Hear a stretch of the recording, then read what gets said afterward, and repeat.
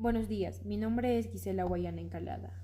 Somos el grupo 10. Hoy voy a presentar un tema clave en la teoría económica, la política fiscal expansiva en el modelo keynesiano.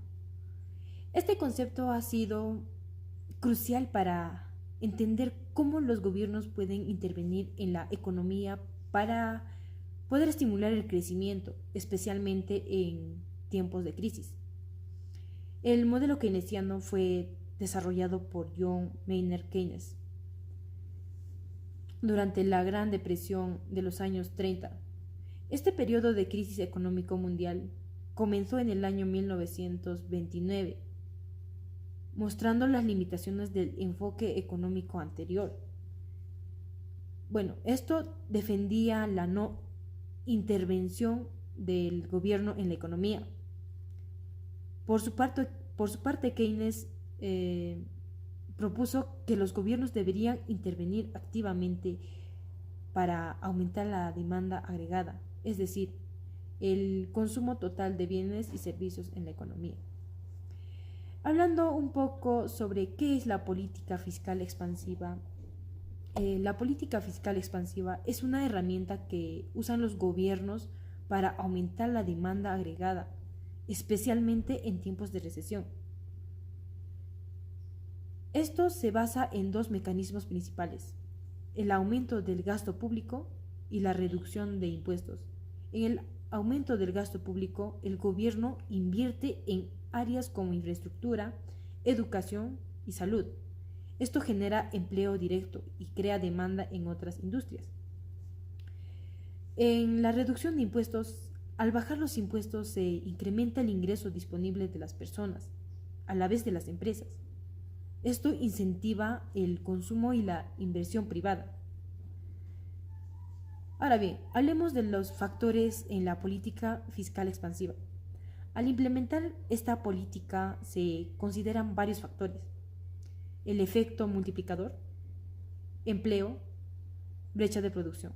En el efecto multiplicador, cada dólar que el gobierno invierte o ahorra en impuestos genera un impacto más grande en la economía, porque ese dinero circula y se gasta en otros sectores. En el empleo, el gasto público, como en infraestructura, crea nuevos puestos de trabajo, lo que a su vez reduce el desempleo y aumenta el consumo de los trabajadores. La brecha de producción. La política fiscal expansiva ayuda a cerrar la brecha entre el nivel actual de producción y el nivel potencial que puede alcanzar la economía. Aunque la política fiscal expansiva es eficaz en el corto plazo, el enfoque keynesiano incluye algunos factores importantes: inflación a largo plazo, políticas monetarias, desigualdad de ingresos. En la inflación a largo plazo, al centrarse en aumentar la demanda, no se presta suficiente atención a las posibles presiones inflacionarias en el largo plazo. La política monetaria. Aunque la política fiscal y la monetaria interactúan, el enfoque keynesiano se centra más en el gasto público y los impuestos, dejando de lado el control del dinero y las tasas de interés, porque este caso supuestamente es tarea del Banco Central. Desigualdad de ingresos. La política fiscal expansiva no se enfoca en cómo se distribuyen los beneficios, sino en aumentar la demanda en general. En conclusión, el enfoque keynesiano y la política fiscal expansiva han sido esenciales para enfrentar las crisis económicas. Al aumentar el gasto público y reducir impuestos, los gobiernos pueden estimular la demanda agregada, creando empleos y generando crecimiento. Pero, sin embargo, es importante tener en cuenta las limitaciones, como las presiones inflacionarias y los efectos a largo plazo en la deuda pública. Muchas gracias. Buen día, profesor. Mi nombre es Keila Riveridone. Voy a presentar la respuesta de la pregunta 12. El mercado de fibra óptica en el Departamento de la Libertad se puede clasificar claramente como un oligopolio, dado que tres grandes empresas, incluyendo a la empresa Terramóvil, controlan el 85% del mercado, mientras que el 15% restante está distribuido entre unas 20 pequeñas empresas. El oligopolio es un tipo de estructura de mercado en la que pocas empresas tienen un control significativo, lo que les permite influir en aspectos claves como el precio. Este es el caso en la libertad, donde esas tres empresas tienen un poder significativo debido a la alta concentración del mercado en pocas manos. Una de las características principales del oligopolio es la existencia de barreras de entrada.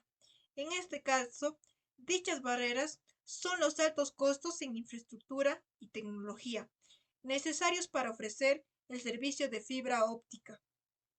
Este servicio de inversión es muy costosa, lo que impide que nuevas empresas puedan entrar al mercado y competir de manera efectiva. También este tipo de barrera no solo limita la entrada de nuevos actores, sino que también restringe el crecimiento de las pequeñas empresas que ya están en el mercado, quienes apenas logran mantenerse con el 15% del mercado. Otra característica importante del oligopolio es la interdependencia entre las empresas. Esto significa que las acciones de una empresa influyen directamente en las otras, lo que le lleva a estar muy pendiente de las estrategias de sus competidores. En el caso de Terramóvil y las otras dos principales empresas, es probable que ajusten sus estrategias en función de lo que hagan las otras. Esto puede llevar, por ejemplo, a evitar competir agresivamente con precios, ya que una guerra de precios podría perjudicarlas a todas. En lugar de eso, es más probable que estas empresas busquen diferenciarse por otros medios, como la atención al cliente, la calidad del servicio o la velocidad del Internet ofrecido. En contraste, un mercado de competencia perfecta se caracteriza por tener una gran cantidad de oferentes y demandantes, productos homogéneos y sin barreras de entrada, lo cual no es aplicable al caso de la libertad. Aquí, pocas empresas controlan la mayor parte del mercado, lo que significa que no hay una dispersión del poder de mercado y las barreras de entrada son muy altas. Además, no se puede decir que haya competencia monopolística, ya que esta estructura de mercado requiere que haya muchas empresas participando con productos diferenciados, lo cual no ocurre en este caso donde solo tres empresas dominan gran parte de la oferta. En este contexto, las pequeñas empresas que solo controlan el 15% del mercado no tienen suficiente poder para desafiar a las empresas dominantes ni para alterar significativamente la estructura del mercado. Estas pequeñas empresas también enfrentan las mismas barreras de entrada, como la alta inversión en tecnología e infraestructura, lo que limita su capacidad de crecimiento. Además, el poder de las tres empresas dominantes sobre los precios que les permiten mantenerse competitivas sin necesidad de bajar mucho los costos, lo que podría limitar la diversidad de opciones para los consumidores. Por otro lado, es importante destacar que en un mercado oligopólico como el de la libertad, es probable que las tres empresas no se enfrenten en una competencia agresiva por precios. Es decir, en lugar de competir bajando sus tarifas para ganar más clientes, es posible que prefieran mantener precios similares y diferenciarse entre ellas por otros factores, como una mejor atención al cliente, un servicio más rápido o la cobertura de sus redes, como ya lo habíamos mencionado. En conclusión, el mercado de fibra óptica en la libertad muestra una clara concentración en tres grandes empresas que controlan la mayor parte de la oferta, lo que sugiere un alto poder sobre los precios y las condiciones del servicio. Esta concentración puede reducir la diversidad de opciones disponibles para los consumidores y limitar la presión competitiva que normalmente fomenta la mejora continua en calidad e innovación. Gracias. Mi nombre es Alessa Góngora Rodríguez y en esta ocasión voy a pasar a exponer sobre la última pregunta, que es acerca de brindar dos ejemplos concretos acerca de la contracción de la curva de oferta. Antes de responder ya directamente la pregunta, es importante hablar de dos aspectos, ¿no?, fundamentales, que van a ser de gran ayuda para que posteriormente se pueda comprender con facilidad el tema. Primero, ¿qué es la oferta? Es un aspecto que se encuentra presente en nuestro día a día. Para tratar este tema, resulta clave ponernos desde la posición de productor más no de cliente, algo que pues resulta ser complicado ya que por costumbre nosotros solemos adoptar esta posición. Ahora, la oferta es la intención que tiene un productor de ofrecer determinada cantidad de bienes a cierto precio. Y al igual que cuando se habla de la demanda, intervienen dos factores que son importantes, el precio y la cantidad. Lo segundo es hablar de la ley de oferta. ¿Y qué es la ley de oferta? Pues es un principio fundamental que nos menciona que cuando hay una variación de precios, los puntos se van a desplazar sobre su propia curva. ¿Qué nos quiere decir esto? Pues que si el precio aumenta, la cantidad ofrecida también va a aumentar. Y si sucede lo contrario, si el precio disminuye, pues la cantidad también lo va a hacer. Ahora, existen factores que hacen que esta ley de oferta se desnaturalice. ¿Y cómo es esto?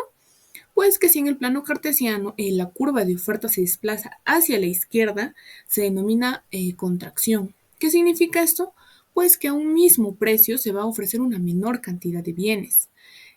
Para efectos del tema también no se va a tratar pues la expansión a profundidad, pero es importante mencionar que es el desplazamiento, pero que sea hacia la derecha. O sea que a igual precio se va a ofrecer una mayor cantidad de bienes. Ahora, para efectos de responder la pregunta en concreto, ¿no? Existen ciertos factores que influyen para que la curva de oferta pues se pueda contraer. El primer ejemplo es acerca de los bienes sustitutos. Y bueno, para iniciar, ¿qué es un sustituto?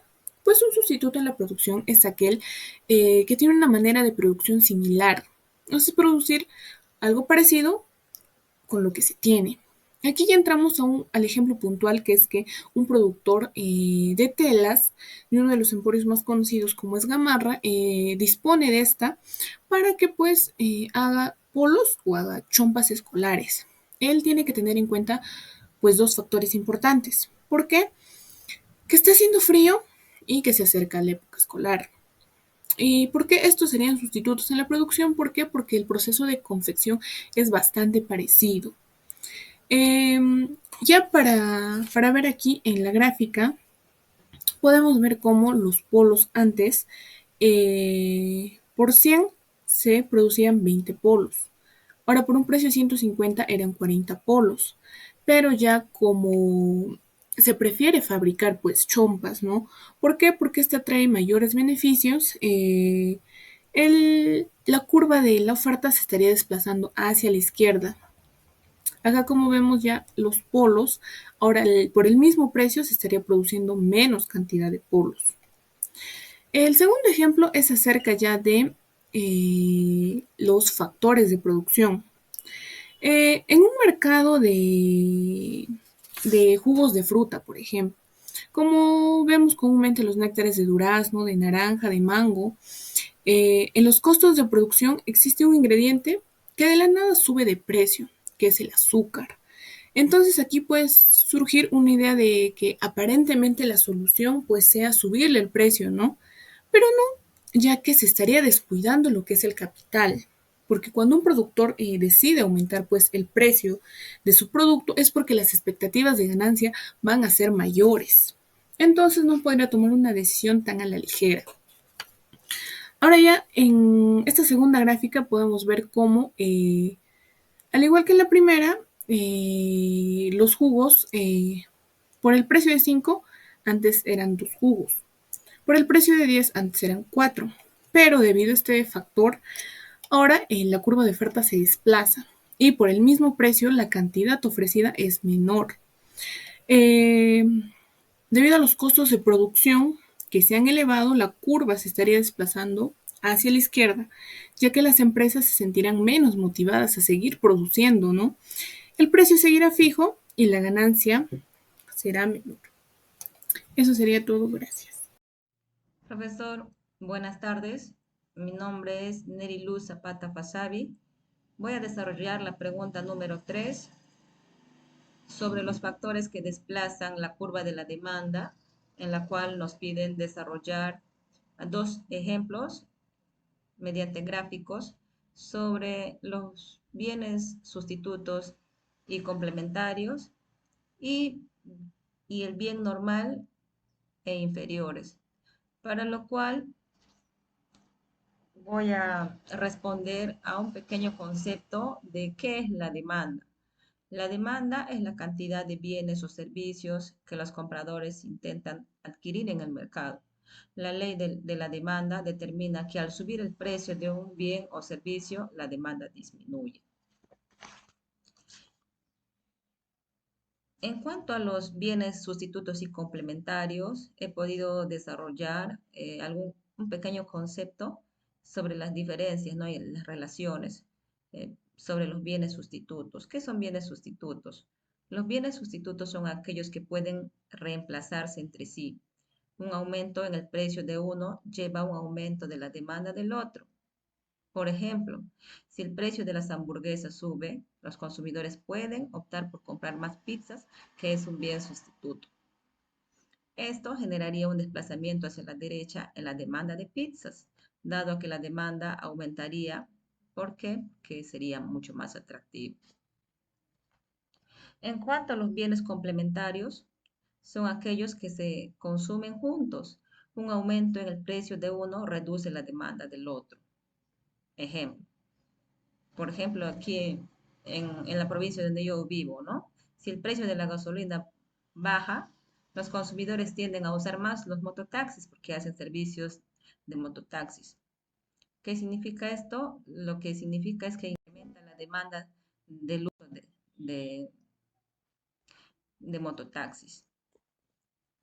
En cuanto al ejemplo que nos pide sobre el bien normal e inferior, se puede decir que el bien normal es un bien cuya demanda aumenta cuando el ingreso del consumidor sube, ¿no?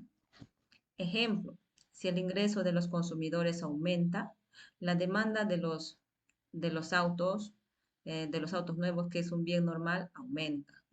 Esto desplaza la curva de demanda de autos nuevos hacia la derecha. ¿Qué es un bien inferior?